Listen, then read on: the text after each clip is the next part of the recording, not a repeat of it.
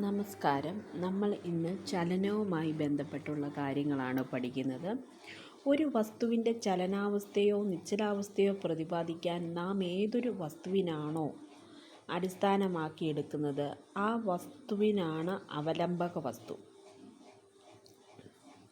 ഏതൊരു വസ്തുവിനാണോ അടിസ്ഥാനമാക്കിയെടുക്കുന്നത് ആ വസ്തുവാണ് അവലംബക വസ്തു. അവലംബക വസ്തുവിനെ അപേക്ഷിച്ച് ഒരു വസ്തുവിൻ്റെ സ്ഥാനം മാറുന്നുണ്ടെങ്കിൽ ആ വസ്തു ചലനത്തിലാണ്. സ്ഥാനം മാറുന്നുണ്ടെങ്കിൽ ആ വസ്തു മാറുന്നില്ല എങ്കിൽ ആ വസ്തു നിശ്ചലാവസ്ഥയിലാണ്. സഞ്ചരിക്കുന്ന പാതയുടെ നീളമാണ് ദൂരം. ആദ്യ സ്ഥാനത്ത് നിന്ന് അന്ത്യസ്ഥാനത്തേക്കുള്ള നേർരേഖാ ദൂരമാണ് സ്ഥാനാന്തരം. ഇതിന് ദിശയും പരിമാണവുമുണ്ട്. ഇതിൻ്റെ യൂണിറ്റ് മീറ്റർ ആകുന്നു. സ്ഥാനാന്തരം പ്രസ്താവിക്കുമ്പോൾ സഞ്ചരിച്ച ദൂരത്തിൻ്റെ പരിമാണത്തോടൊപ്പം ദിശയും കൂടി സൂചിപ്പിച്ചാൽ മാത്രമേ അത് പൂർണ്ണമാകുകയുള്ളൂ.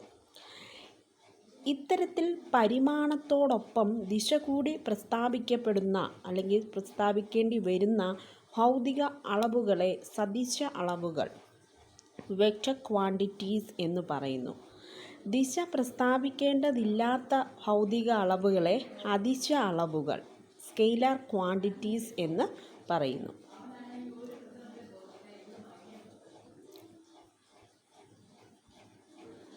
അപ്പം അദിശ അളവുകളും സദിശ അളവുകളും. Nautical mile. വ്യോമസേന അല്ലെങ്കിൽ വ്യോമയാന ഗതാഗത രംഗത്തും സമുദ്ര ഗതാഗത രംഗത്തും ദൂരം അളക്കുന്നതിനുള്ള യൂണിറ്റ് നോട്ടിക്കൽ മൈലാണ്. ഒരു നോട്ടിക്കൽ മൈൽ എന്നത് 1.852 കിലോമീറ്റർ ആണ്. കപ്പലുകളുടെയും വിമാനങ്ങളുടെയും വേഗം അളക്കുന്നതിനുള്ള യൂണിറ്റ് നോട്ട് ആണ്. ഒരു നോട്ട് എന്നത് മണിക്കൂറിൽ ഒരു നോട്ടിക്കൽ മൈൽ എന്ന തോതിൽ സഞ്ചരിക്കുന്ന വേഗമാണ്. ഇപ്പം A to B ഒരു കാർ സഞ്ചരിക്കുകയാണെങ്കിൽ A to B ദൂരം 5 മീറ്റർ, സമയം 2 സെക്കൻഡ്, വേഗം എത്ര? അപ്പം ഇങ്ങനെയൊരു ചാർട്ടാണ് ഇവിടെ തന്നേക്കുന്നത്. ചലനത്തിലുള്ളൊരു വസ്തു തുല്യസമയ ഇടവേളകളിൽ തുല്യ ദൂരമാണ് സഞ്ചരിക്കുന്നെങ്കിൽ ആ വസ്തുവിൻ്റെ വേഗം സമവേഗമാണ്. എന്നാൽ തുല്യസമയ ഇടവേളകളിൽ തുല്യ ദൂരമല്ല സഞ്ചരിക്കുന്നെങ്കിൽ ആ വസ്തുവിൻ്റെ വേഗം അസമവേഗമാണ്. Uniform and non uniform motion. ഒരു വസ്തുവിൻ്റെ സ്ഥാനാന്തരത്തിൻ്റെ അളവ് തുല്യസമയ ഇടവേളകളിൽ തുല്യമായിരിക്കും. ഒരേ ദിശയിൽ സഞ്ചരിക്കുകയും ചെയ്യുമ്പോൾ ആ വസ്തു സമപ്രവേഗത്തിലാണ്. ഒരു വസ്തുവിൻ്റെ ചലനദിശ മാറിക്കൊണ്ടിരിക്കുകയാണെങ്കിൽ ആ വസ്തുവിൻ്റെ പ്രവേഗവും മാറിക്കൊണ്ടിരിക്കും. വേഗം, ദിശ എന്നിവയിൽ ഏതെങ്കിലും ഒന്ന് മാറിയാൽ വസ്തുവിൻ്റെ പ്രവേഗം അസമപ്രവേഗമായിരിക്കും.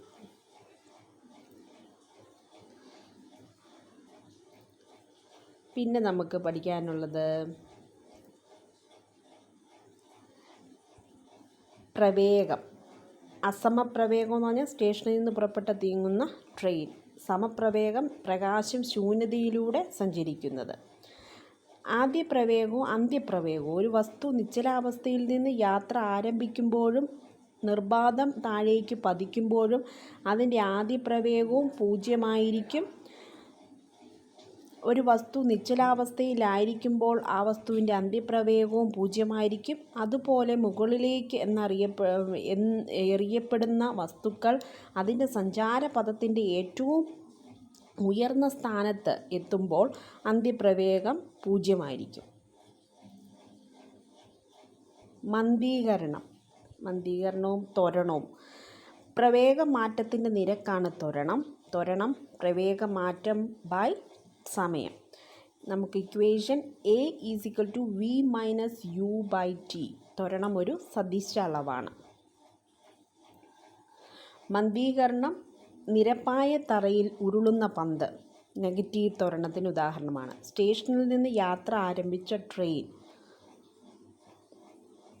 മുകളിലേക്ക് എറിയപ്പെട്ട കല്ല് മുകളിലേക്ക് പോകുന്ന അവസരത്തിലും താഴേക്ക് തിരികെ വരുന്ന അവസരത്തിലും. ഇതൊക്കെ മന്ദീകരണത്തിൻ്റെ ഉദാഹരണമാണ്. ഇനി നമുക്ക് പൊസിഷൻ ടൈം ഗ്രാഫ്,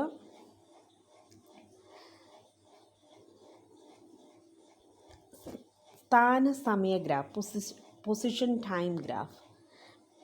ഇവിടെ എക്സ് അക്ഷവും വൈ അക്ഷവും ഉണ്ട്. എക്സ് അക്ഷത്തിൽ ടൈമാണ് തന്നിരിക്കുന്നത്, വൈ അക്ഷത്തിൽ പൊസിഷൻ.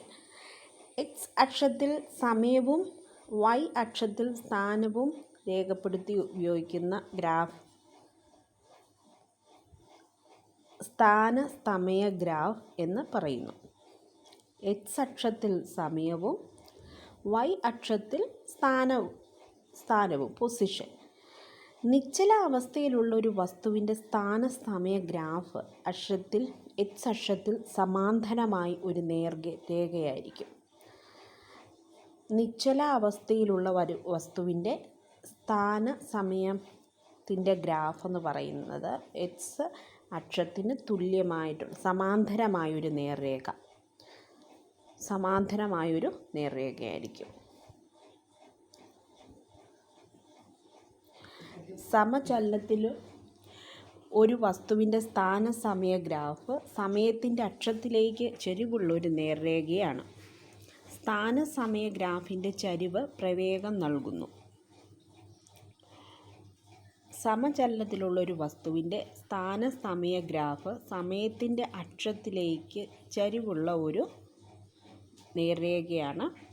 സ്ഥാന സമയ ഗ്രാഫിൻ്റെ ചരിവ് പ്രവേഗം നൽകുന്നു. പ്രവേഗ സമയ ഗ്രാഫ്, വെലോസിറ്റി ടൈം ഗ്രാഫ്. സമചലനത്തിലുള്ള ഒരു വസ്തുവിൻ്റെ പ്രവേഗ സമയ ഗ്രാഫ് സമയത്തിൻ്റെ അക്ഷത്തിൻ്റെ സമാന്തരമായ ഒരു നേർരേഖയാണ്. ഇവിടെ എക്സ് അക്ഷത്തിൽ സമയവും വൈ അക്ഷത്തിൽ വെലോസിറ്റിയുമാണ് തന്നിരിക്കുന്നത്. സമചലനത്തിലുള്ളൊരു വസ്തുവിൻ്റെ പ്രവേഗ സമയ ഗ്രാഫ് സമയത്തിൻ്റെ അക്ഷത്തിന് സമാന്തരമായ ഒരു നേർരേഖയാണ്.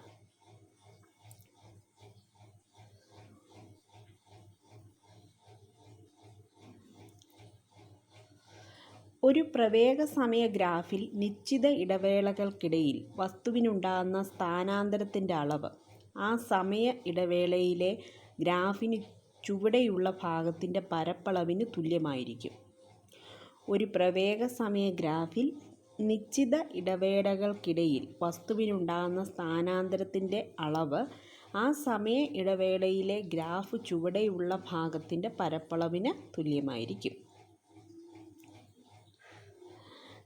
സമത്വരണമുള്ള ചലനത്തിൽ വെലോസിറ്റി ടൈം ഗ്രാഫ് സമയത്തിൻ്റെ അക്ഷത്തിലേക്ക് ചരിവുള്ള ഒരു നേർരേഖയായിരിക്കും. പ്രവേഗ സമയ ഗ്രാഫിൻ്റെ ചരിവ് ത്വരണം നൽകുന്നു.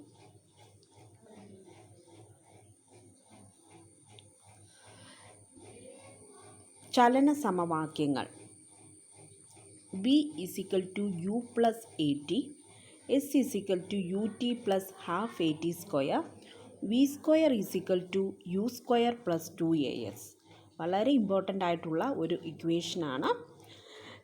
ആദ്യപ്രവേഗം u, അന്തിപ്രവേഗം v, സ്ഥാനാന്തരം s, ത്വരണം a. അപ്പോൾ ആദ്യത്തെ ചലന സമവാക്യം V = u + at, s = ut + ½ at square, v² = u² + 2as.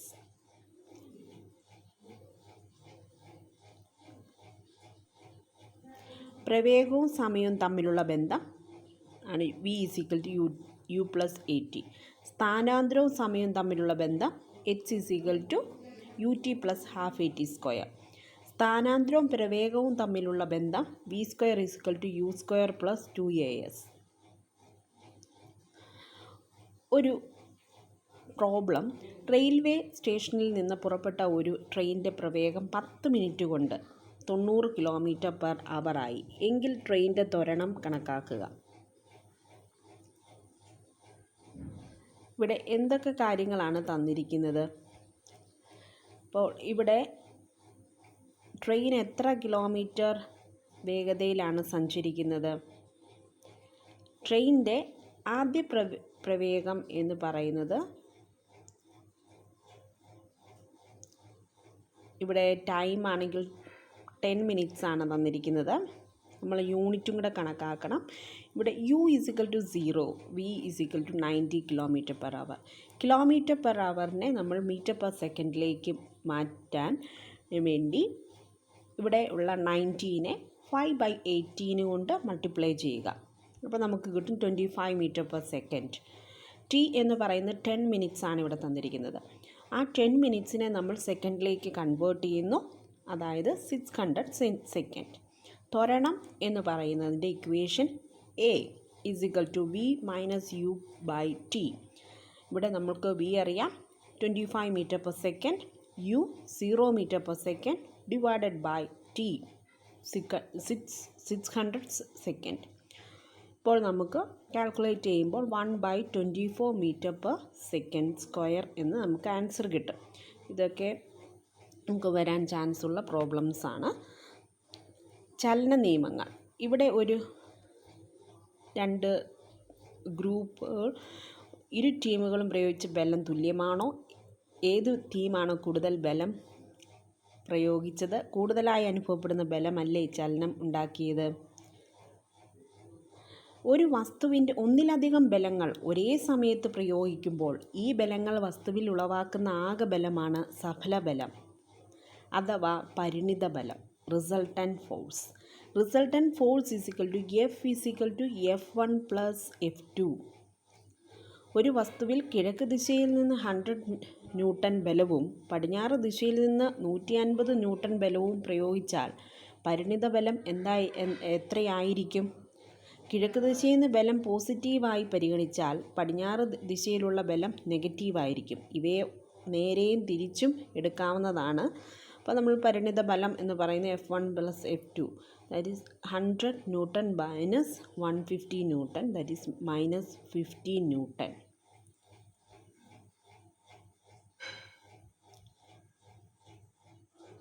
ഇതിനെക്കുറിച്ച് ഉദാഹരണങ്ങൾ തന്നിരിക്കുന്നതാണ്.